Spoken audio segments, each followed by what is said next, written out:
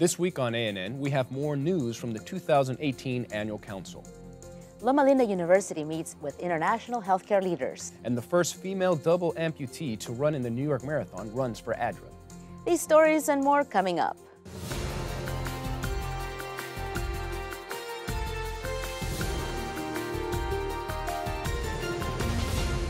Thank you so much for joining us this week.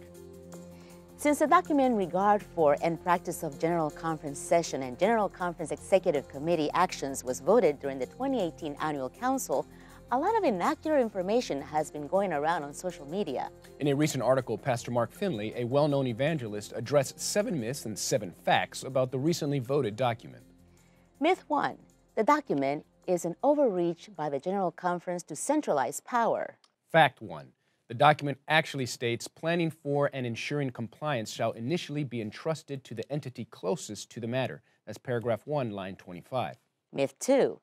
The document uses a non-biblical method of coercion.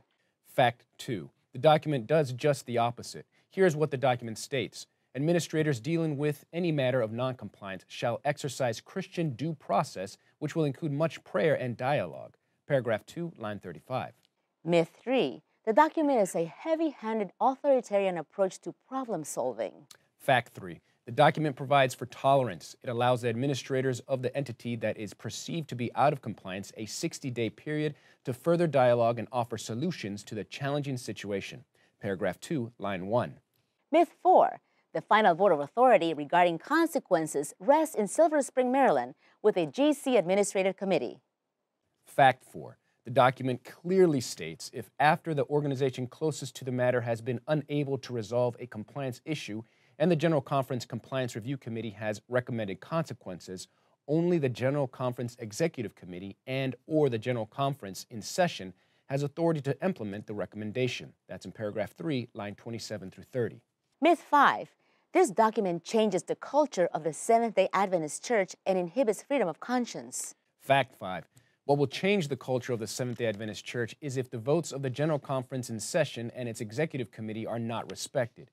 If each entity from the local church to local conferences, unions, and divisions do not respect the decisions of the corporate church, the church will be led into organizational chaos, fragmentation, disunity, and congregationalism. Myth 6. The General Conference does not have any entity to oversee its activities and actions. Fact 6. The General Conference is answerable to the GC Executive Committee. This is why regular reports are given during the spring meeting and annual council. In addition, the General Conference is regularly audited for the financial compliance by the independent and well-respected auditing firm Manner & Kosterson. Myth 7. The document is not biblical. It places policy above Scripture, and therefore is contrary to the Protestant Reformation in that it violates freedom of conscience. Fact 7. Church organization is a fundamental principle of New Testament teaching. The church is held together by the Holy Spirit through a common commitment to Christ, a shared belief in biblical teachings, a passion for mission, and a worldwide church organization. If any one of these is subtly undermined, the entire church is in danger. To read Mark Finley's full article with a more in-depth explanation of the document, we recommend you visit news.adventist.org. It was a big day for Adventist healthcare leaders all over the world. Last week, participants from nearly 50 countries traveled to North America for the 2018 Global Healthcare Conference. Reporter Heather Jackson was there to capture the event, which lasted 3 days. Seventh-day Adventist healthcare officials from all over the world gathered here at Centennial Complex on the Loma Linda University Health Campus in California and the United States. They were here to learn more about how they could change healthcare leadership on a global scale. Take a look.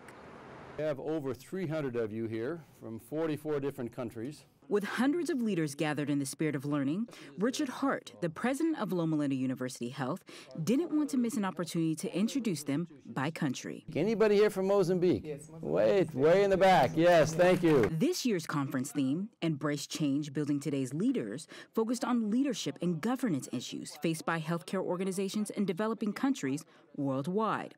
Conference workshops highlighted many of Loma Linda University Health's top leadership team members. They shared their wealth of information from their areas of expertise. The constituency and the Board of Trustees are composed of Seventh-day Adventists. Conference attendees heard a variety of interactive presentations and attended breakout sessions that focused on critical issues leaders face, like governing rules and communication. I think listening is really an important part of communication for a leader, and that's something that oftentimes we fail to do. For Mutinta Mudende Chaluvia, the Health Ministry's director of the Southern Zambia Union Conference, communication is exactly what she came here to learn how to do better and to set a strong example as a leader. So sometimes other things might be okay, but maybe people are not getting along the way they ought to, and maybe I'm not quite qualified to know how to help them when they're in that situation. So I hope I'll be able to get away with something like that from here. Leadership knowledge can make the difference between success and continuing struggles. And for Mutinta, that is why she believes it is important to be at the Global Healthcare Conference every year. By hearing what others are going through, you get to learn. And then there are other things which you just don't know, and when someone talks about it, then you think, oh, okay, it should be done differently. Knowing the best practices for leading and continuing the success and growth of the Seventh-day Adventist healthcare systems worldwide is what Dr. Hart hopes is the main takeaway for all of those who attended. The whole issue of how do we create leaders, how do we maintain leaders, how do we do succession planning? One of the biggest fears I have is institutions tend to go up and down through the years depending on who's leading them. And so we're trying to move beyond that and have plans that will leave them in place. In Loma Linda, California, in the United States, Heather Jackson, Adventist News Network. Conference organizers are examining the options for which country will host next year's event. The 2020 conference is set to be held again at Loma Linda University Health. Brazilian athlete Adriele Silva looks forward to crossing the finish line at the mile 26 of the 2018 TCS New York City Marathon. The New York Roadrunners, who have organized the race since 1970, believe she will be the first female double amputee to complete the New York City full marathon. Silva will run as an outdoor ambassador for ADRA Connections, a volunteer program managed by the Adventist Development and Relief Agency. She will also be supported by the outdoor and sporting goods company, the North Face. In 2012, Silva went to a local hospital in her hometown, Jundiaí, outside of Sao Paulo, Brazil. After feeling severe pain, she was sent home. After receiving pain medication, overnight her situation got worse. She returned to the hospital the next day to find a kidney stone had clogged her urinary tract and caused an infection. Within hours, Silva was induced in a coma. For 20 days, she remained comatose, her body fighting a losing battle against bacteria. During that time, the infection led to a lack of blood circulation in her legs. To save her life, doctors had only one choice: amputate her legs. Since then, Silva has taken up running, cycling, swimming, and other sports. She has participated in 20 running races in Brazil, China, and now the United States. Visit adraconnections.org to learn more about ADRA Connections trips. During the final day of Annual Council 2018, Christian Record Services for the Blind, in collaboration with General Conference Special Needs Ministries, announced a joint endeavor to provide resources to individuals with visual impairment in divisions outside of North America. Through this partnership, members can gain free access to Christian Records online library in several different formats, including audio streaming, large electronic print, and refreshable Braille. There are also 2 additional service options with further products available to members with a free scale based on members served. All resources are provided without cost to the member. Service Option 1 provides English and Spanish versions of the Adult Bible Study Guide in Braille or audio. Option 2 provides members the choice of subscriptions to magazines in audio, Braille, and large print. Divisions may also order additional products in bulk, such as certain books in both large print and Braille, Bibles, and the Seventh-day Adventist hymnal. Christian Record is also able to facilitate translation from text to Braille in some languages. Coming up, leaders in Scandinavia and the Balkans are learning about church planting. But up next, Adventist leaders in Battle Creek take time to appreciate our church's history. Do you ever feel that you must constantly work? God has given us a haven in time, the Sabbath.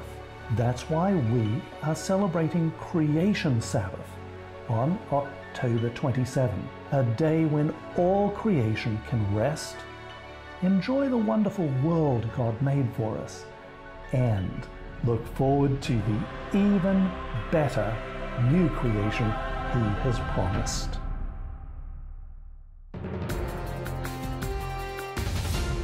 Welcome back. Recently, Adventist church leaders from around the world gathered in Battle Creek, Michigan for the 2018 Annual Council. But it wasn't just the meetings people were excited about. It was also the opportunity to look into our church's past. Communications Director for the Seventh-day Adventist World Church, William Costa Jr., has more.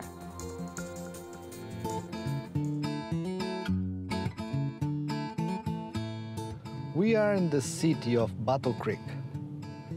Battle Creek is a small city in the state of Michigan.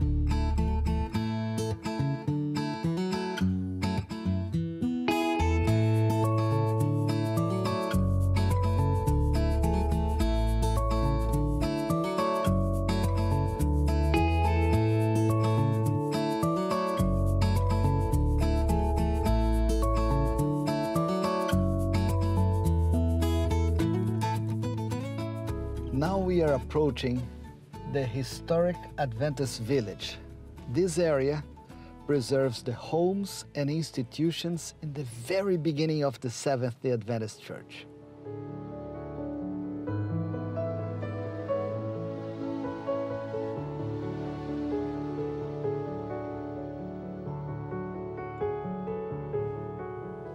Now we are at the historic Adventist village.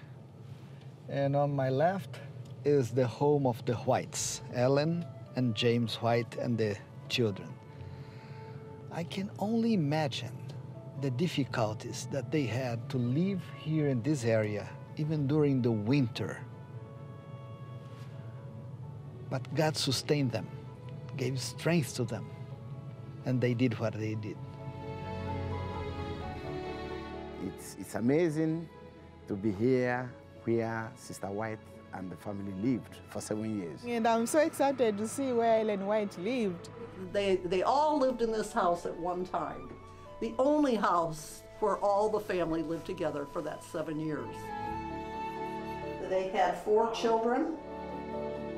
I'm very happy to see the way, the life that he lived. They did not have running water, and someone had to go and fetch water every day, and they would use this to wash their face and clean up a little bit in the morning. That was their bath before they would go downstairs for worship together and breakfast.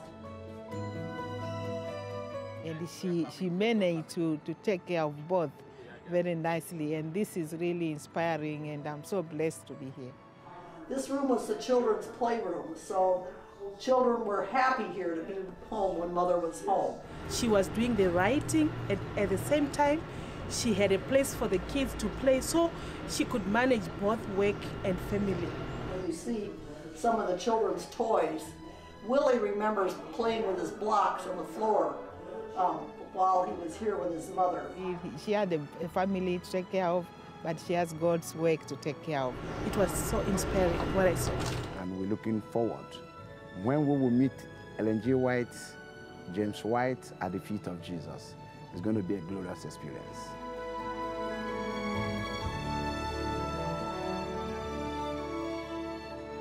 Today, this is a historical site in the state of Michigan. But more than a historical site, this is the place of the White family, a place that James, Ellen, and the children rest. And I can only imagine the day that they will meet with Jesus in the air and live with him eternally. The same God who led the church from here, the same God is still leading his church up to the end. Every professional, every businessman, everybody who lives on planet Earth should do everything to take Jesus to your neighbor. I've taken some pictures that I'm going to share with some church members. Yeah. It was so meaningful to remember the past, looking to the future. We have this hope. Jesus is coming. A strategic decision to employ special discipleship coaches in Scandinavia and the Balkan regions of Southeast Europe is bearing fruit. Nicholas Saddlemeyer and Simon Martin were appointed as discipleship coaches in October last year. Since taking office, both have been involved in careful listening and mentoring exercises. For those in the Adriatic, Hungarian, and Southeast European unions, this led to a church planting and replanting workshop held at the Adventist Seminary in Belgrade, Serbia, earlier last month. The Adventist Church in Trans-Europe region sent this report. We are in Belgrade, Serbia, specifically at the Belgrade Theological Seminary, where over 20 pastors have come together from 3 union conferences to work as a team and with instructors to develop techniques of how to plant churches in new communities. With the 3 unions, specifically the Adriatic Union, the Hungarian Union, and the Southeast European Union. In these areas, we have a number of cities that do not have Adventist congregations. We have communities where there is no Adventist presence. And so the goal is to develop Adventist presence in many of these communities. That's why these 3 days with 3 very experienced instructors in church planting are a vital link to the success of our work in these countries. So we've been doing a training all day, and what we have now is pastors from 7 different countries, 2 different unions, who are gathering together, making initial plans for new church planting projects in their areas. They're very specific plans so that they can make an impact in those areas when they go back. I think everybody is beginning to learn about the importance of being community leaders and in doing it God's way. We hope that the result will be that many souls and new churches will be planted in this area as a result.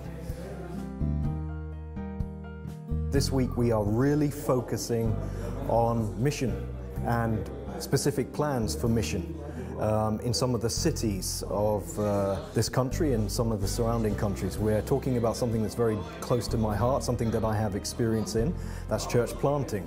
So we're looking at what is the process of building churches. The pastors actually have time, quality time, to work in groups and individually to put together some church planting plans. It's a very exciting time. I see a lot of passion in the room, and I know that there's going to be some excellent project plans and church plants planted. We divided the pastoral team into 4 groups, and in that group, each of the individuals would then discuss with the colleagues, how do you plan a church plant in a city? What they would do then is discuss with each other how to do it, what the challenges are, and come up with a very specific plan. My impressions from these lectures are very positive because they are very practical, and after 4 days spending here, I can say I have a more vision, I have a plan for my new field. We share our plans, each other, we evaluate our plans, and in case that we are going to be better leaders and better church planters as well.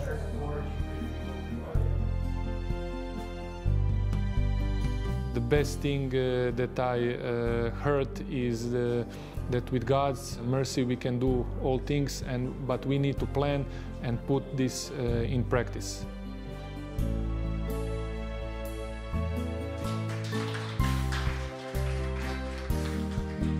I'm very grateful that I attend this seminar for many reasons. It's obvious that lecturers are persons with experience in the field, not just in theory. The information we receive from them are the results of real missionary activity. I believe that from this place we can take not only knowledge but also vision for our church districts. The principles we learn should be adopted to our local context, and I believe that we will do it. God will be with us. Coming up, Emily Mastrapa is here to share how the Adventist Church is ministering to the cities. And up next, Adventist Mission shares how mission and religious liberty go hand in hand.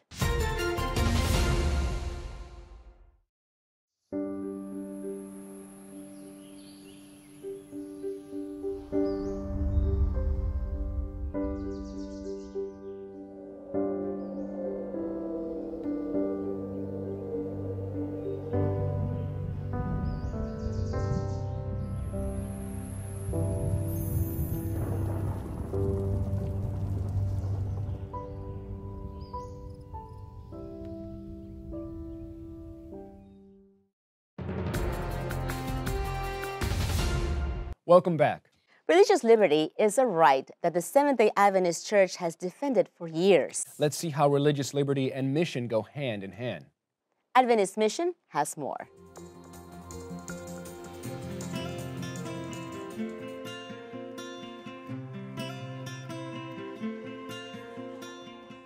For many Adventists, waking up on a Sabbath morning and going to church is routine. It's something we do every week.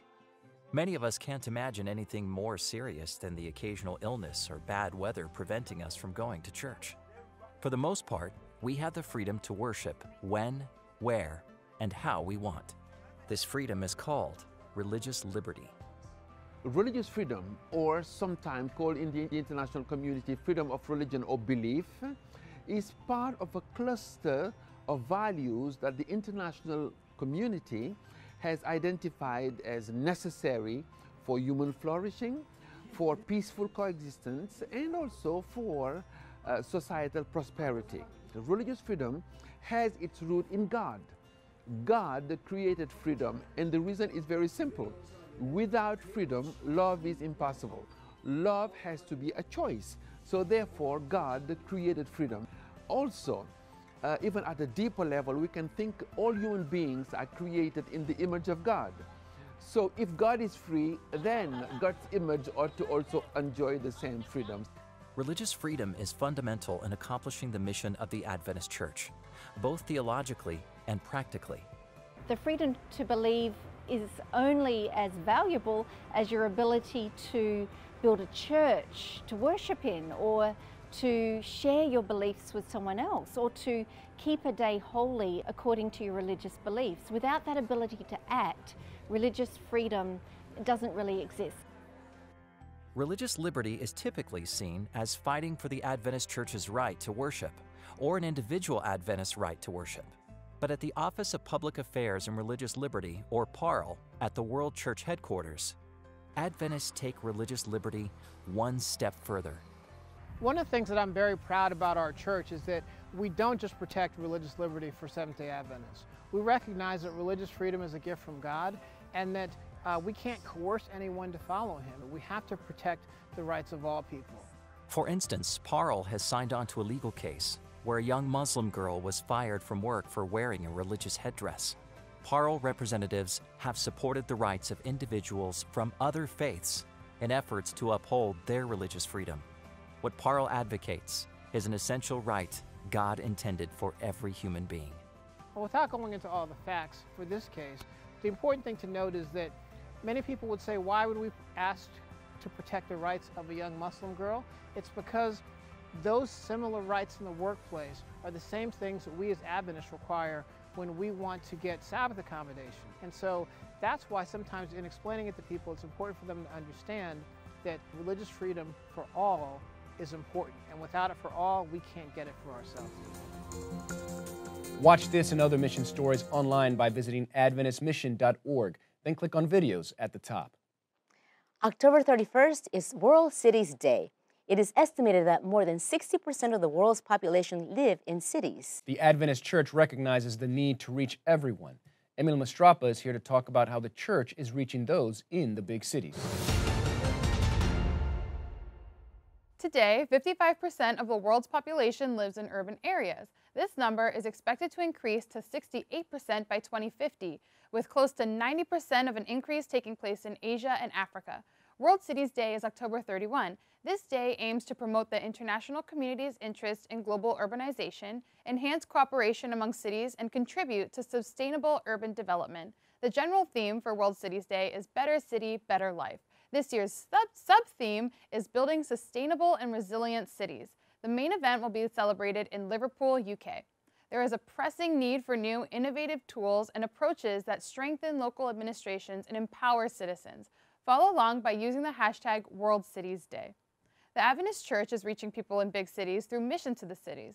The Mission to the Cities initiative is part of the Reach the World, the 2015 to 2020 strategic plan voted by the General Conference of the Seventh-day Adventist Church. The emphasis is on sharing Jesus' love in the hope of His soon return with people in major cities. You can follow Mission to the Cities on Twitter at Mission Cities to stay up to date. They also have a Facebook page at Mission to the Cities. Their website offers an introduction to reaching urban areas for Christ, along with resources to help you do just that. You can visit their website at missiontothecities.org to learn more about this initiative. And finally, for today's episode, let's turn to David Trim for a look at Adventist history. This week, we hear about a very special week in the country of Bhutan. Welcome to This Week in Adventist History. On October 22nd, Great Disappointment Day, but 61 years later, in 1905, Thomas J. Bradley was born in Fremantle, Western Australia. After graduating from Australasian Missionary College, today's Avondale College, Bradley entered pastoral ministry, supported by his wife, Olive. Bradley later went to the University of Western Australia and completed a BA degree, which was unusual in those days. He was a very successful evangelist, and after a short stint as president of the Western Australia Conference, in 1946, Tom and Olive accepted a call to go as missionaries to Britain, where Tom served very successfully as an evangelist, baptizing hundreds of people. In 1955, the Bradleys moved to Canada, where Tom moved into health administration work, including helping to plan and oversee the construction of hospitals in Toronto and Vancouver. He ended his career at Loma Linda University. Eventually, he retired back in Australia, where he died in 2003, aged 97. October 24, 1993, saw a baptism that was the culmination of the first Adventist mission work for the country of Bhutan. The Bhutanese people are overwhelmingly Buddhist and Hindu and very difficult to convert, and in addition, the national government prohibits proselytism. In 1991, though, Adventist missionaries began working discreetly in northern India, just across the border from Bhutan, in an area where there's a significant Bhutanese community. And in October 1993, 5 Bhutanese people were baptized after evangelistic meetings conducted by Indian pastor P.D. Kujur at Ramatan Forest Camp. There are still only some 750 Seventh-day Adventists in Bhutan in a dozen local churches. Pray that the gospel and the third angel's message may soon be proclaimed openly and boldly in Bhutan. That was This Week in Seventh-day Adventist History. Thanks for watching ANN. Join us next week for more news from the headquarters of the Seventh-day Adventist Church. We'd love to hear from you. Send us your feedback and tell us how your church is making a difference in its community. Be sure to capture plenty of video footage and photos, then write up a summary of the event's important details. And feel free to send full video reports as well. You can reach us by sending an email to annvideo11@gmail.com. Before we say goodbye, here's some good news from the book of Jeremiah, chapter 1, verse 5. The passage says, "Before I shaped you in the womb, I knew all about you. Before you saw the light of day, I had holy plans for you, a prophet to the nations. That's what I had in mind for you." That's our program for this week. And remember, you can always visit news.adventist.org for daily news and videos. Until next time, God bless. Take care.